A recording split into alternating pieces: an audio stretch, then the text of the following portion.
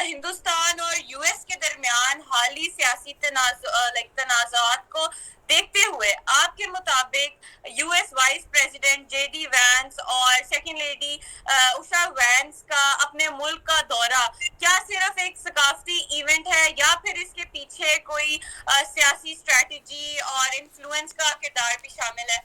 भारत के विजिट पर आ रहे हैं, यानी कि मोदी जी से मिलने आ रहे हैं अमेरिका के वाइस प्रेसिडेंट और उनकी वाइफ। जी हाँ, ये दोनों जो हैं जी ये पहुंचेंगे भारत अप्रैल में।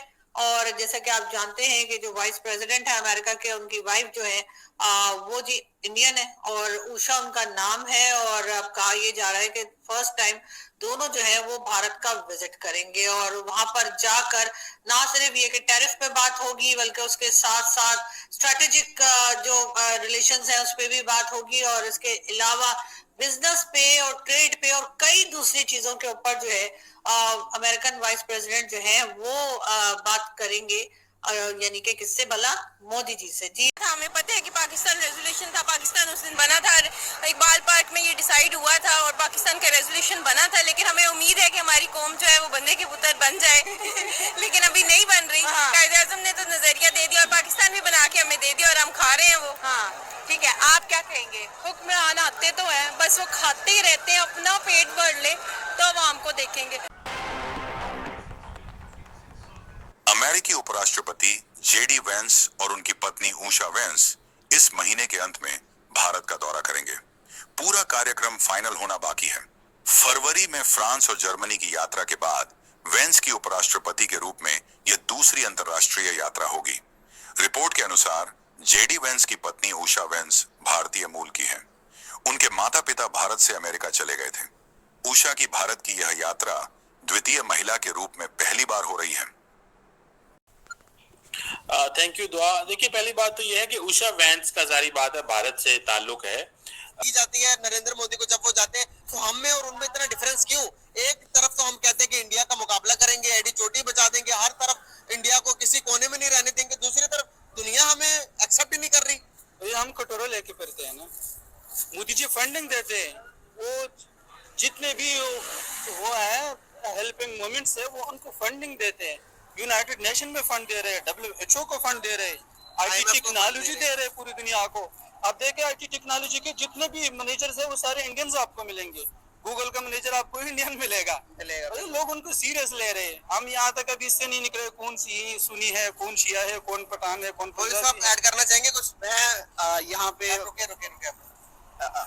सबसे पहले मैं ये आपको बताना चाहूंगा, अपना जो मेरी ऑब्जर्विंग है वो ये है कि हम लोग ब्लेम करते हैं, किसी ने गालियां देने के लिए सियासतदानों को रखा हुआ है, किसी ने गालियां देने के लिए ब्यूरोक्रेसी को रखा हुआ है, खुद इंसाफी का अमल कहीं पर नजर नहीं आता।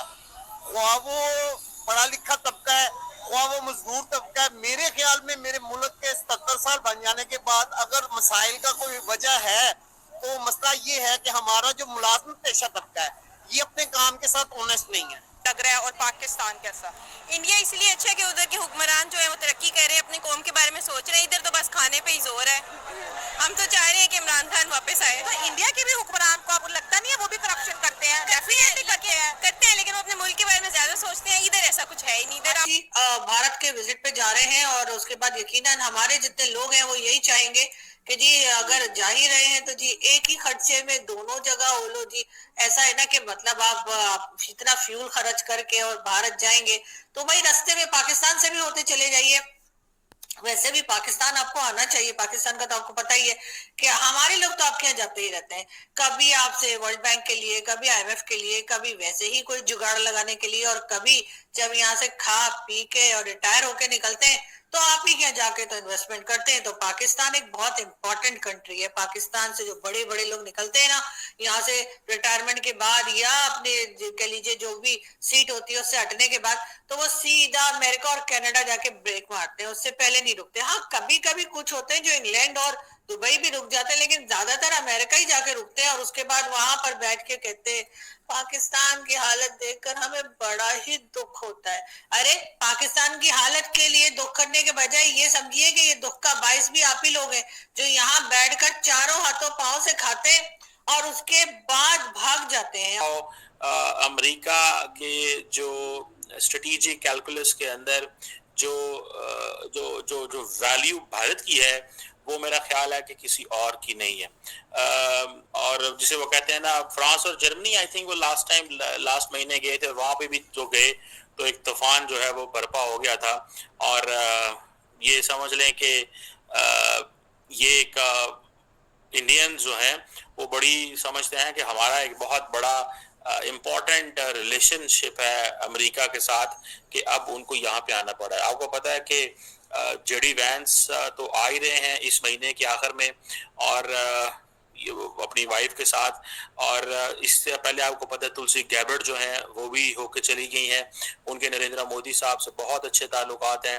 और सुनने में ये भी आ रहा है कि national security adviser Mike Waltz जो हैं उनका भी दौरा है।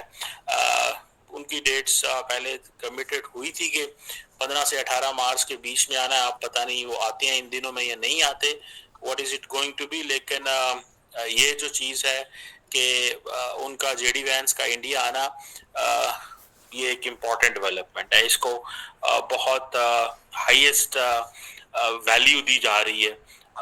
लेकिन सवाल यही पैदा होता है कि जिसे कहते हैं ना, किन चीज़ों पे बात होगी, ऐसे क्या ताल्लुकात हैं या किस एजेंडा क्या होगा। जो असल आप समझ लें कि एजेंडे की वर्थ वैल्यू देखी जा रही है कि एक तो चलो ठीक है, हमने सुना है कि जी इंडो पैसिफिक की बात है, ठीक है जी, ट्रेड कोलैबोरेशंस, काउंटर टेररिज्म, ये अक्सर जो है वो अमूमन होता है। और इंडिया को यकीनन आपको पता है कि बाइडेन एडमिनिस्ट्रेशन में, अगर इफ़ यू रिमेंबर और अगर आपने स्टडी किया हो, तो इंडिया को बाइडेन एडमिनिस्ट्रेशन में कॉम्प्रिहेंसिव ग्लोबल स्ट्रेटेजिक पार्टनरशिप का ओहदा दे दिया गया था। ठीक है जी, कि ये हमारे कॉम्प्रिहेंसिव ग्लोबल, ठीक है जी। वो जो मुझे याद है 21 सितंबर 2024 को जो एक वाइट हाउस की प्रेस रिलीज जो जारी हुई, उसमें कहा गया था कि अमेरिका और जो इंडिया है वो उनके ताल्लुकात और उनके रिलेशंस और इनके इंटरेस्ट जो हैं वो ग्लोबल हैं, वो बायलैटरल से निकल चुके हैं। सो यहाँ से आप अंदाजा लगा लें कि ये ग्लोबल है। लेकिन वो थी बाइडेन एडमिनिस्ट्रेशन, ये है ट्रंप एडमिनिस्ट्रेशन। और ट्रंप एडमिनिस्ट्रेशन ने आते ही पहले तो 300-400 इंडियंस को निकाला, आपको याद है रिसेंटली। तो वो एक उसको बड़े अजीब तरीके से देखा जा रहा है कि ये क्यों निकाला गया, क्या हुआ, कैसे चीज़ें हुई, ये एक चीज़ मौजूद है। बहरहाल जो चीज़ समझी जा रही है, जिस चीज़ को वैल्यू दी जा रही है, वो यही है कि असल में इंडिया और अमेरिका की जो पार्टनरशिप है, जो इंडियंस चाहते हैं, that shall be on technology partnership. और इस हवाले से बड़ा मोदी और बाइडेन जो है वो काफ़ी काम करके चले गए हुए हैं, जिसमें फॉर एग्जांपल जो फोकस है वो advance sensing, communication, power electronics है, ठीक है जी, नेक्स्ट जनरेशन टेलीकम्युनिकेशन है, ग्रीन एनर्जी एप्लीकेशन, इन एरियाज के ऊपर इंडियंस काम करना चाहते हैं।